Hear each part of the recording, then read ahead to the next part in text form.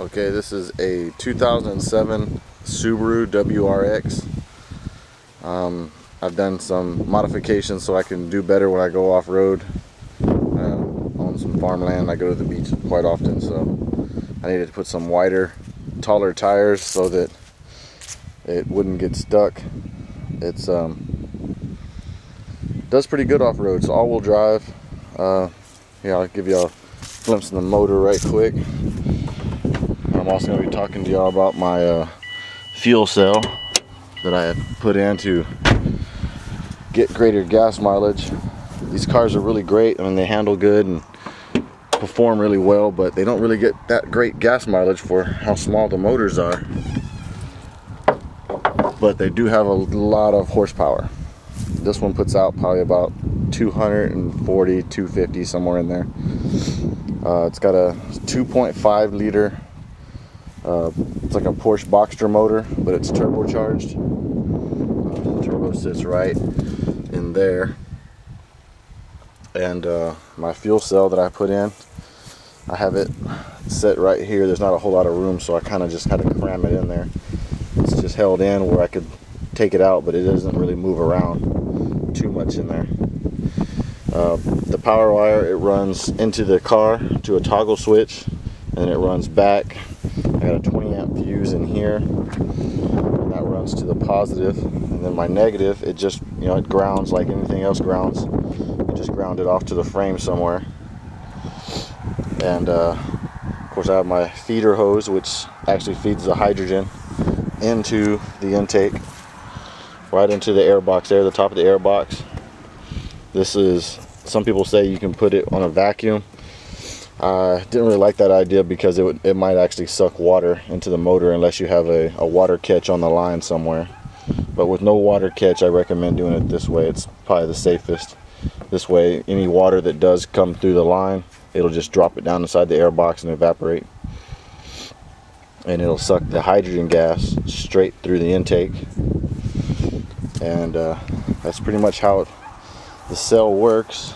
I've tested the cell a few times. This is still my test cell. I've ran this cell for about 600 miles now, probably, going to San Antonio. I live in Corpus Christi, and it's about 120 miles one way. I'm gonna go ahead and start the car up here. Let y'all see. I have the cell turned off. I have no real fancy electronics in here or anything like that. All I have is just this toggle switch for my cell, and leave that off and show y'all that the cell is turned off.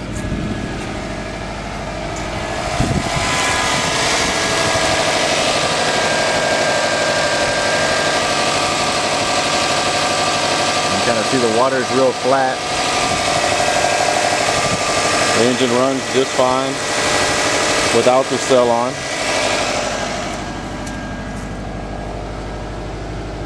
Now I'm going to flip the switch here to on. Then we'll change the sound, as you can tell.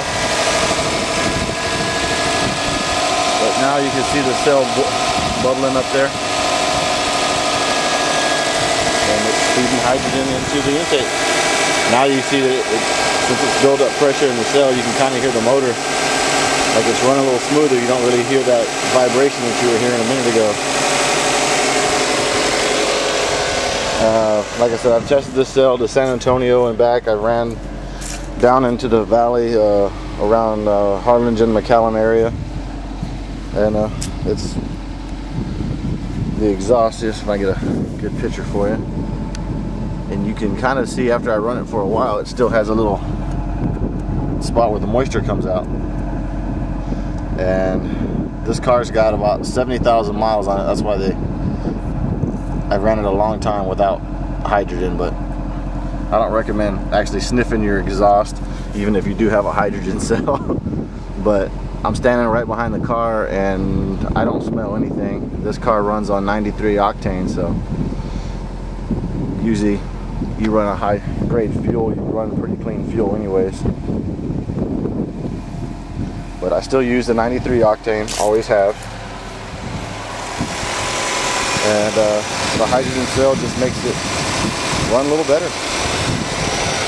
In town I get about 4 to 5 miles more per gallon, and then on the highway I get about 6 to 8. And this car's got like a 14-gallon tank on it.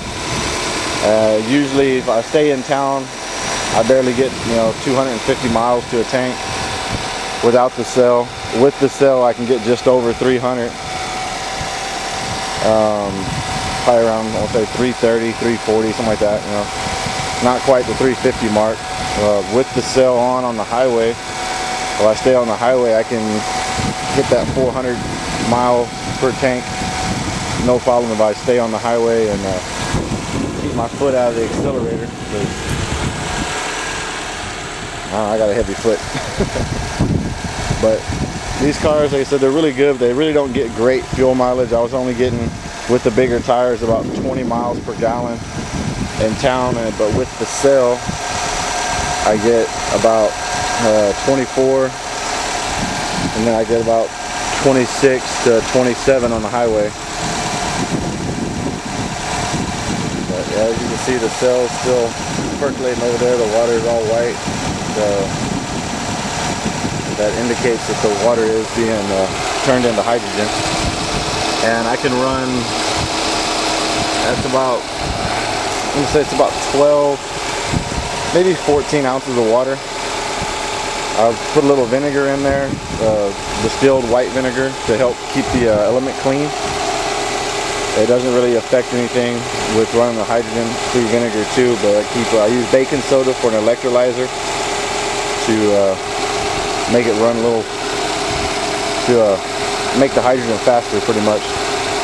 And as people have known, if you tested these things, the more baking soda you put, the faster it'll produce, but also it'll get hotter, your negative poles. Like right now I've been running this about a minute and a half now.